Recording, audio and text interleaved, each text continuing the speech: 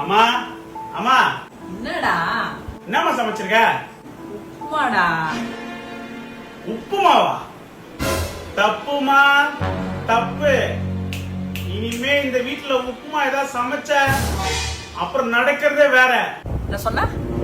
தப்புமா. என்னம்மா அடிச்சுட்ட? இந்த அதிகாரம் பண்ற வேலை என்கிட்ட வச்சுக்காத. நாளைக்கு பொண்டாட்டின்னு ஒருத்தி வருவாள்ல, அவகிட்ட வச்சுக்கோ.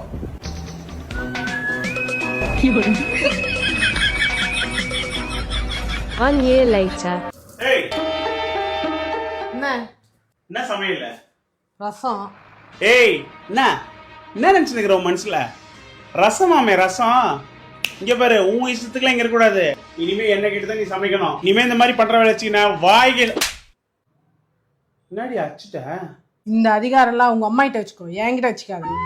மத்தளத்திற்கு 2 பக்கமும் அடி என்பதை போல இருக்கிறது என்னுடைய நிலைமை. இத்தகைய சூழ்நிலையில